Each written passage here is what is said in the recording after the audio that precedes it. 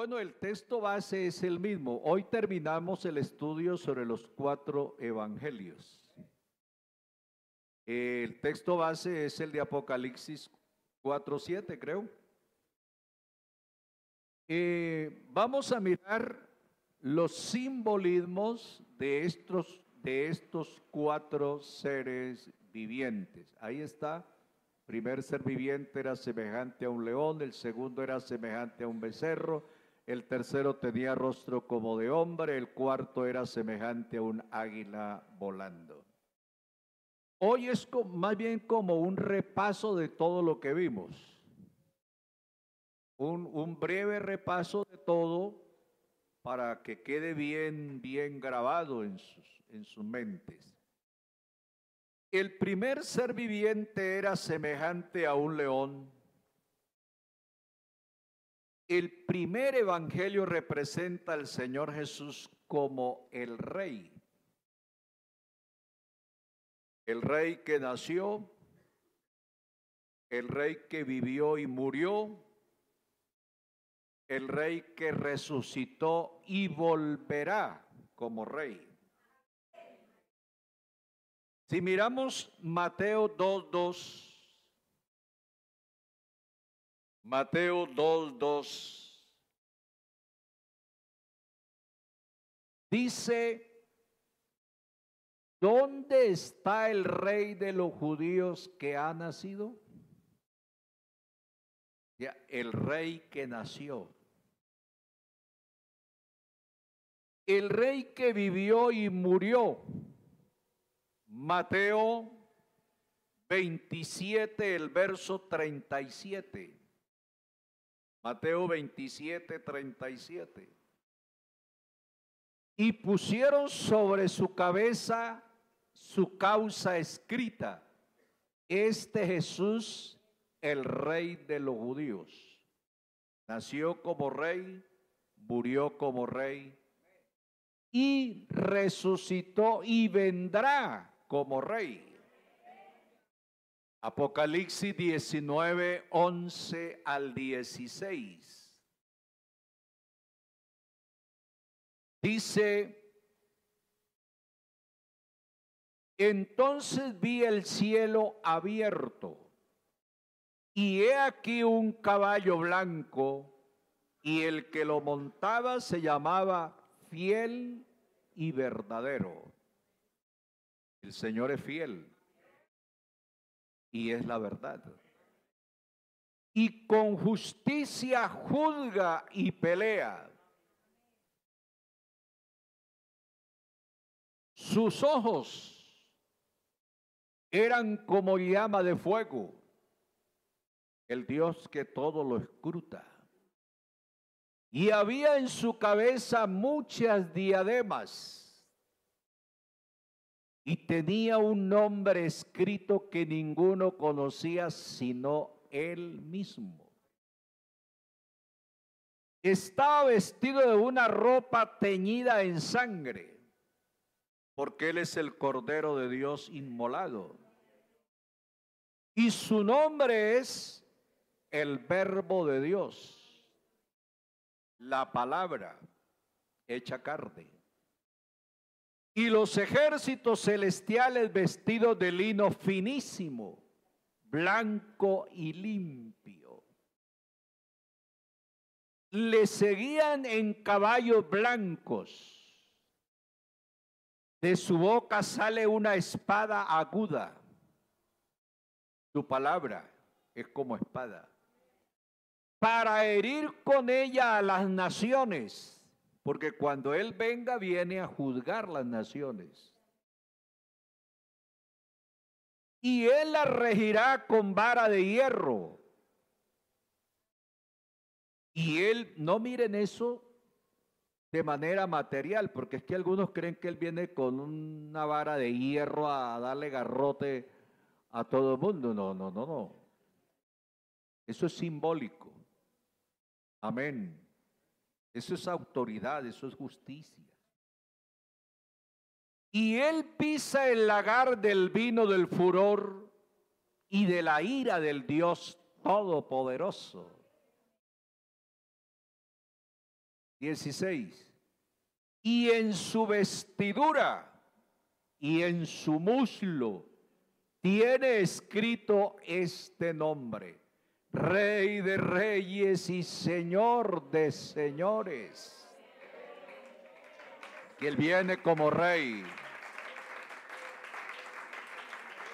Viene como Rey. Entonces, todo lo que hace Jesucristo en el Evangelio de Mateo lo hace como Rey. Y ahí las parábolas del reino. El león representaba la obra poderosa y efectiva del Hijo de Dios, su señorío y su poder soberano. El segundo ser viviente, el buey, representaba la proyección sacerdotal de su obra, es decir, la obra de Cristo. ¿Por qué? Porque es el animal del sacrificio. La obra de Cristo es la muerte expiatoria en la cruz del Gólgota, como el becerro o el animal que era para el sacrificio o el animal que era para el trabajo o el servicio. Así que el segundo ser viviente representa a Cristo como el siervo y representa a Cristo en su obra sacerdotal, ofreciendo la ofrenda, el sacrificio para el bien común, es decir, la salvación de las gentes.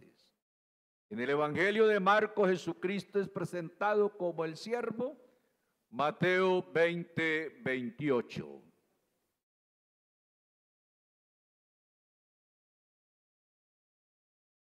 Como el Hijo del Hombre no vino para ser servido, sino para servir y para dar su vida en rescate por muchos. El tercer ser viviente, cara de hombre, representa su encarnación o su humanidad. Dios se manifestó en carne. Y eso es, dice Pablo, eso no tiene discusión. El que se ponga a discutir eso tiene que discutir con Dios. ¿Y quién se pone a discutir con Dios? Entonces Pablo dice, indiscutible, creo que es primera de Timoteo 3:16, e indiscutiblemente grande es el misterio de la piedad. Dios, escuchen eso, Dios fue manifestado en carne. Eso es Jesucristo. Se hizo hombre, por cuanto los hijos participaron de carne y sangre, Él también participó de lo mismo, carne y sangre. Eso es lo que llamamos el Hijo del Hombre o el Hijo de Dios. Gloria al Señor.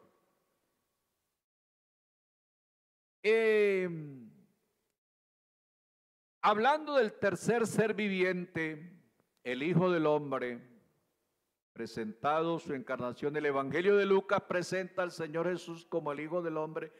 En este Evangelio se enfatiza su humanidad. Filipenses 2, versos 5 al 8. Bueno leerlo, ustedes lo conocen bien, pero de eso se trata aquí, confirmar con la palabra de Dios. Haya pues en vosotros este sentir que hubo también en Cristo Jesús, el cual, siga hasta el 8, el cual, siendo en forma de Dios, porque Jesucristo es Dios, no estimó el ser igual a Dios como cosa a que aferrarse, sino que se despojó a sí mismo. A Él nadie lo despojó, Él mismo se despojó, tomando forma de siervo, como lo presentó Marcos, siervo, hecho semejante a los hombres, como lo presenta Lucas, como el Hijo del Hombre. Y estando en la condición de hombre, se humilló a sí mismo. Nadie lo humilló, él se humilló a sí mismo, haciéndose obediente hasta la muerte y muerte de cruz. Aprendamos la obediencia del Señor. Y estando en la condición, bueno, ese es el que leímos. Bueno, hasta la muerte y muerte de cruz. Por lo cual, sigamos leyendo otros versículos más. Por lo cual, Dios lo exaltó hasta lo sumo y le dio un nombre que es sobre todo nombre.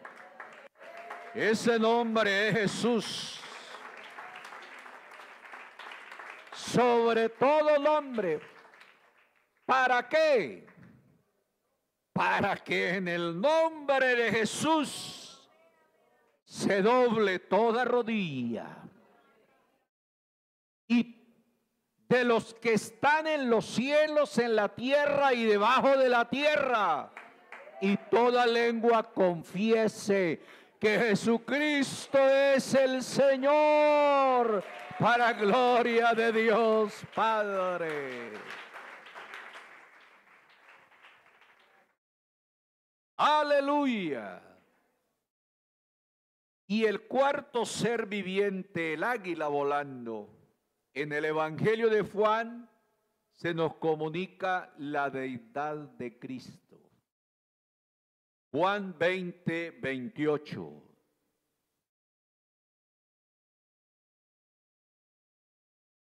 Él no es cualquier hombre.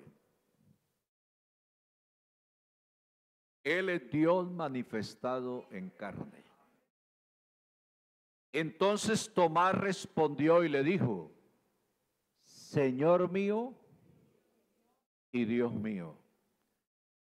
Lo reconoce como Señor y lo reconoce como Dios. Así que Jesucristo es Dios.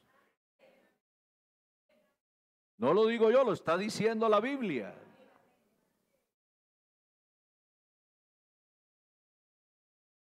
Entonces, mirando que el primero era semejante a un león, el cual denota poder y fortaleza, poder y fuerza.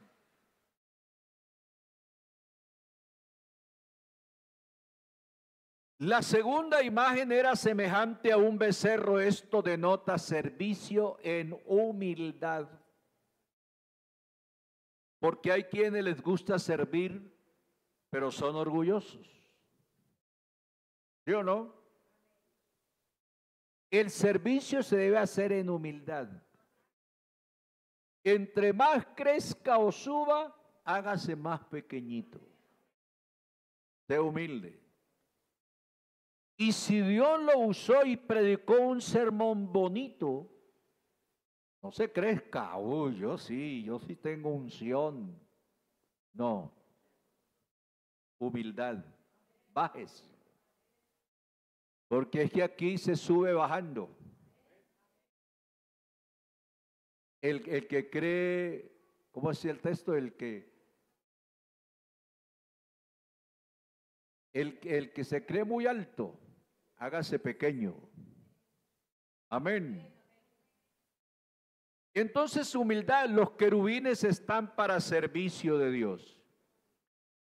El tercero tenía rostro como de hombre. Esto denota que son seres vivientes, racionales, con intelecto, emociones y voluntad, al igual que el hombre. Es decir, Jesucristo es el verdadero hombre. Porque es que algunos creen que es que Dios nos hizo una jugadita ahí, ¿cierto? No, es real, es verdad. Jesucristo como hombre, sus emociones, digamos, son las mismas de cualquier hombre. Sintió, por eso durmió, por eso sintió hambre, tuvo miedo, como cualquier ser humano. verdadero hombre, pero también es el verdadero Dios y la vida eterna. Amén. Así que el cuarto era semejante a un águila volando. Esto denota agilidad para cumplir con la voluntad de Dios. Amén. No se haga, dijo Cristo, no se haga mi voluntad, sino la tuya. Y aquí estamos no para hacer nuestra voluntad, sino para hacer la voluntad de Dios. ¿Cuántos están de acuerdo conmigo? Porque a veces se impone la voluntad nuestra por encima de la voluntad de Dios. Y eso no es así, hermanos. Bueno, que el mundo lo haga es ellos, pero nosotros sí debemos permitir que primero sea la voluntad de Dios. Estamos para hacerlo. Cuando es la voluntad de Dios, entonces seremos bendecidos. Así que Mateo estuvo escribiendo para una audiencia hebrea y uno de los propósitos de su evangelio era mostrar mediante la genealogía de Jesús y el cumplimiento de las profecías del Antiguo Testamento que él era el Mesías largamente esperado y por lo tanto debía ser creído. El énfasis de Mateo está sobre Jesús como el rey prometido, el hijo de David, quien se sentaría para siempre sobre el trono de Israel. Aquí hay unas citas, vamos a mirar Lucas 1:32, Isaías 9:6-7. Este será grande, la profecía está hablando de Jesucristo. Este será grande y será llamado Hijo del Altísimo, y el Señor Dios le dará el trono de David su padre. Isaías 9:6-7. Porque un niño, hablando de Jesús, el que nació en la pesebrera allá en Belén de Judea, un niño nos es nacido, hijo nos es dado, y el principado sobre su hombro, y se llamará. Recuerde bien que es una profecía que se dio 600 años antes de Cristo. Por eso está hablando hacia el futuro. Se llamará su nombre admirable, consejero, Dios fuerte, Padre eterno, príncipe de paz. Amén. El que cree en Jesús cree en el Padre. ¿Lo dice o no lo dice la Biblia? Ese niño, déjemelo en el 6 todavía, hermano. Ese niño admirable, consejero, Dios fuerte, Jesús es Dios. Padre eterno. ¿Cómo dicen que nosotros creemos en un Jesús solo? Jesús es el Padre eterno y príncipe de paz. Y verso 7, ahora sí. Lo dilatado de su imperio y la paz no tendrán límite. Sobre el trono de David, oiga, sobre el trono de David y sobre su reino, disponiéndolo y confirmándolo en juicio y en justicia, desde ahora y para siempre. El celo de Jehová de los ejércitos hará esto. Entonces, él se sentará en el trono de David para reinar sobre Israel. ¿Cuándo lo hará? Porque hasta ahora no lo ha hecho. Eso de sentarse en el trono de David para gobernar a Israel y al mundo sucederá en el reino milenial. Y que eso es escatológico. Todavía no ha llegado. Y esas promesas son más para Israel, no para la iglesia. Porque es que algunos dicen, vamos a reinar 1000 años sobre los impíos y vamos a reinar con vara de hierro. No, no se preocupe por eso. Esa promesa es más para Israel que para la iglesia. Que nosotros ya estamos con Él, somos la esposa. Reinamos con Él. Y además yo no espero solo 1000 años para estar con Él. La Biblia me dice que nosotros esperamos según sus promesas cielos nuevos y tierra nueva, en la cual mora la justicia.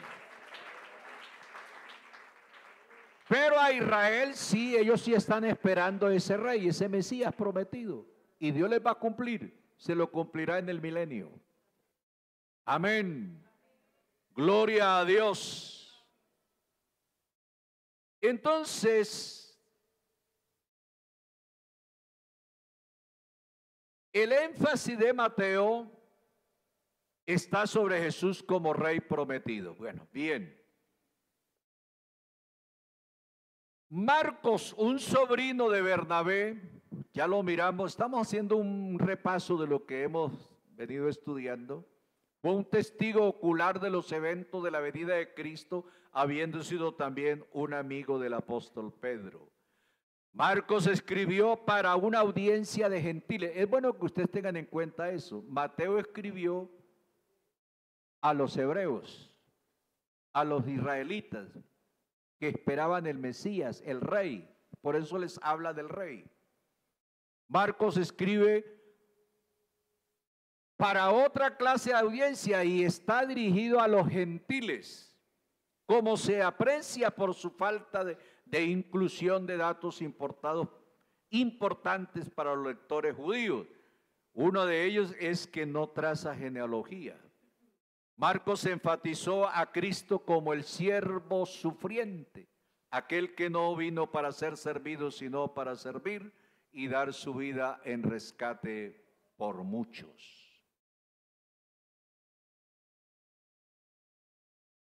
El Evangelio de Lucas, el médico amado, compañero del apóstol Pablo, escribió tanto el Evangelio de Lucas como los Hechos de los Apóstoles. Lucas escribió el Evangelio de Lucas y escribió los Hechos de los Apóstoles. ¿Por qué se dice Hechos? Porque son las cosas que los apóstoles hicieron. Es el comienzo de la iglesia. Amén. Lucas es el único autor gentil del Nuevo Testamento. Desde mucho antes, él era aceptado como un diligente y erudito historiador por aquellos que habían utilizado sus escritos en estudios históricos y genealógicos. Como historiador, él declara que es su intención escribir en forma ordenada la vida de Cristo, basado en los reportes de aquellos que fueron testigos oculares. Bueno, todo eso ya lo hemos dicho, es un repaso que estamos haciendo. Como él escribió específicamente para el beneficio de Teófilo, aparentemente un gentil de cierto rango, su evangelio fue redactado teniendo en mente una audiencia gentil, y su intención es mostrar que la fe cristiana está basada en eventos históricamente confiables y verificables. Amén. Con frecuencia Lucas se refiere a Cristo como el Hijo del Hombre, enfatizando su humanidad, y comparte muchos detalles que no se encuentran en los relatos de los otros evangelios. El Evangelio de Juan, escrito por Juan el apóstol, es diferente a los otros 3 evangelios y posee un gran contenido teológico referente a la persona de Cristo y el significado de la fe.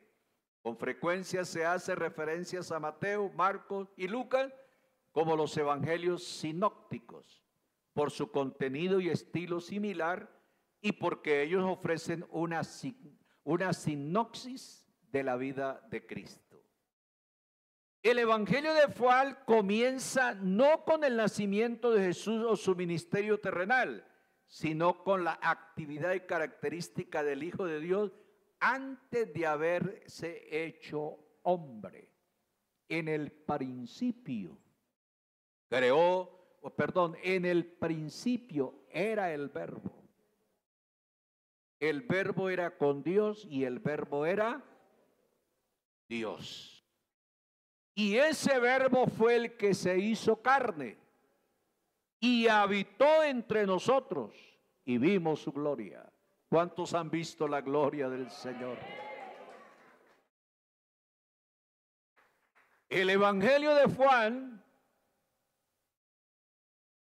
enfatiza la deidad de Cristo como se aprecia en su uso de frases como el Verbo de Dios, Juan 1:1, el Salvador del mundo, Juan 4:42, el Hijo de Dios, usado repetidas veces, y Señor y Dios, Juan 20:28. En el Evangelio de Juan, Jesús también afirma su deidad con muchas declaraciones del yo soy. ¿Recuerdan los 8 grandes yo soy? Yo soy.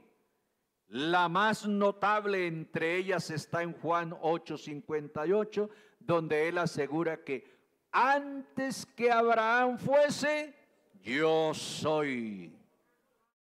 Comparándolo con Éxodo 3:13, donde se dice el Señor, o hablando con Moisés, porque Moisés dice, si me preguntan cuál es su nombre, ¿en qué nombre voy? Entonces Dios le dice, yo soy el que soy, me envió a vosotros. Ese yo soy del Antiguo Testamento es el mismo yo soy del Nuevo Testamento. Antes que Abraham fuese, yo soy. Y es el que dice, yo soy el alfa y la omega, el principio y el fin.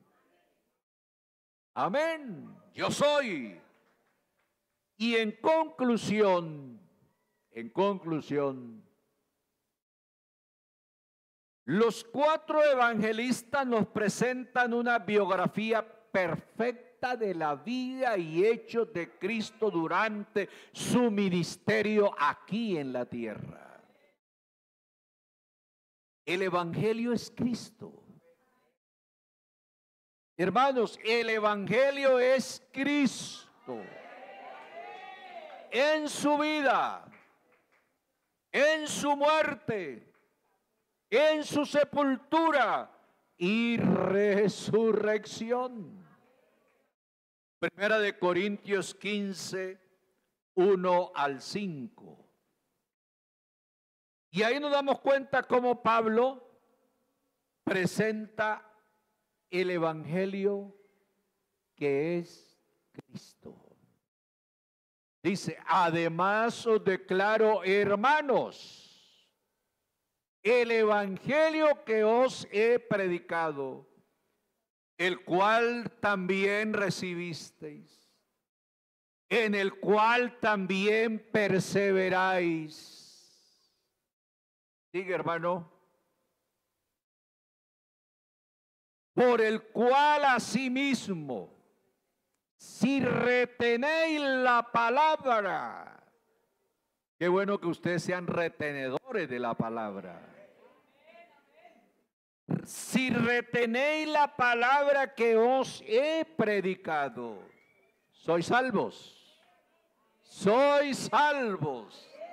Si no creísteis en vano. 3. Porque primeramente, dice Pablo, primeramente os he enseñado lo que asimismo recibí. Pablo está transmitiendo lo que recibió de Dios, lo está entregando a la iglesia. Que Cristo, y ahí está presentando el Evangelio como Cristo, que Cristo murió por nuestros pecados conforme a las Escrituras. Las Escrituras que tenían ahí eran hasta de Génesis a Malaquías. El Nuevo Testamento no se había escrito. Llamaban las Escrituras. Y que fue sepultado y que resucitó al tercer día conforme a las Escrituras. ¿Ustedes recuerdan que Jesús echó mano de las Escrituras? Y él dice, lo que de mí está escrito en la ley de Moisés, en los salmos, en los profetas, esas eran las Escrituras. Y que apareció a Cefas y después a los 12. Amén.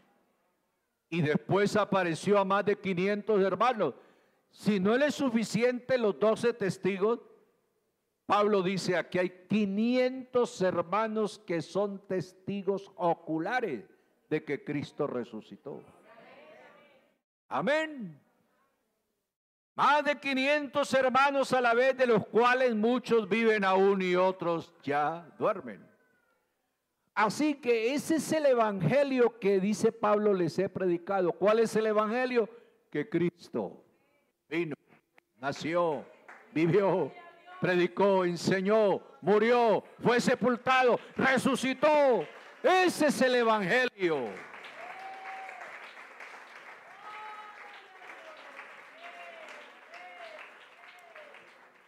Así que el evangelio son las buenas nuevas o buenas noticias.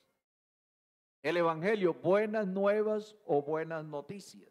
Miremos Isaías 61:1, Lucas 4:18 y 2:10 y 11. Isaías 61:1, el Espíritu de Jehová, el Señor, está sobre mí, porque me ungió Jehová, me ha enviado a predicar buenas nuevas a los abatidos. Hermano, ese es el evangelio, las buenas nuevas. A los abatidos, a vendar a los quebrantados de corazón, a publicar libertad a los cautivos y a los presos apertura de la cárcel.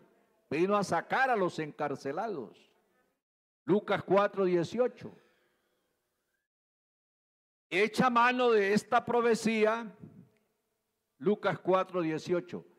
Y dice, el Espíritu del Señor está sobre mí por cuanto me ha ungido para dar buenas nuevas a los pobres. Me ha enviado a sanar a los quebrantados de corazón, a pregonar libertad a los cautivos y vista a los ciegos, a poner en libertad a los oprimidos. Es decir, Cristo vino a liberar al hombre de los vicios, de la cautividad, del pecado. Vino a abrir las puertas, a romper los cerrojos. Porque el único que abre las puertas de la cárcel se llama Jesucristo. Pablo y Silas estaban encarcelados, atados en un cepo con cadenas, en un cuarto frío, oscuro. Pero allá estaban cantando al Señor. Pues no sabemos si estarían cantando ese coro porque seguramente en ese entonces no lo habían, ¿cómo se dice?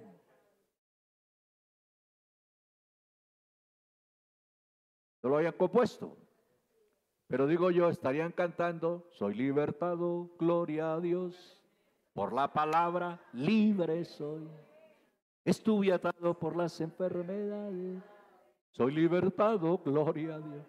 Y de pronto tiembla, se estremece la cárcel, las cadenas se caen automáticamente, las puertas se abren, amén, y quedaron totalmente libres.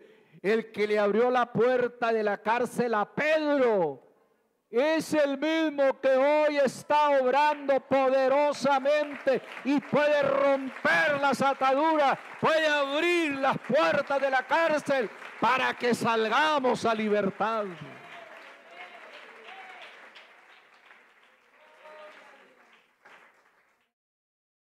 Lucas 2:10 y 11. Una vez más está diciendo, Pero el ángel les dijo, no temáis, porque aquí os doy nuevas de gran gozo. Ese es el evangelio. Nuevas de gran gozo que será para todo el pueblo. ¿Cuáles esas nuevas? Que os ha nacido hoy en la ciudad de David un Salvador, que es Cristo el Señor.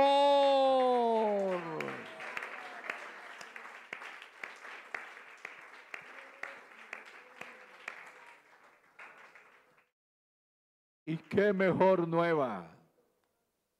El Salvador, Cristo el Señor. El Evangelio entonces es el poder de la salvación. Romanos 1:16. Pablo dice, porque no me avergüenzo del Evangelio. Algunos han dicho, pero claro, si eso lo hubiera dicho un plebeyo, un hombre de la calle o un sencillo trabajador, alguien podría decir, pero ¿de qué se avergüenza? Si, ¿quién es él?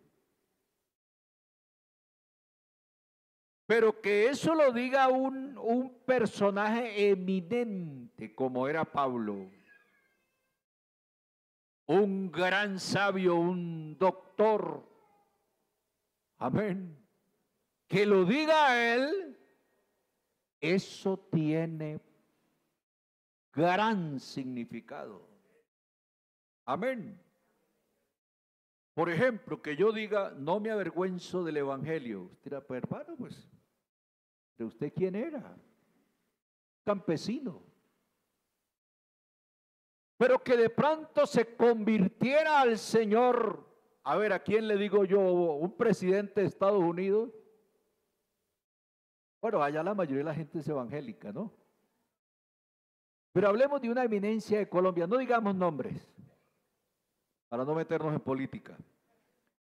Se convirtiera y él dijera, no me avergüenzo del Evangelio. Uy, Señor Jesús, y fue que se convirtió al Evangelio. Esa eminencia, eso tiene peso.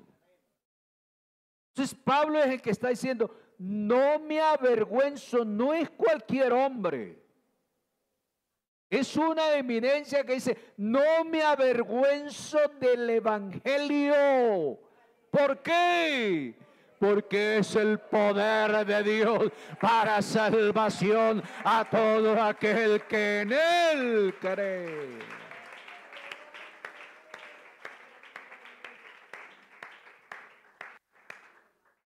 Porque en el Evangelio la justicia de Dios se revela por fe y para fe, como está escrito, mas el justo por la fe vivirá. Aquí estamos por la fe. Creemos por fe. Vivimos por fe, andamos por fe. Porque ese es el Evangelio de Cristo, buenas nuevas de salvación. Así que hermanos, terminamos con esta enseñanza, este estudio.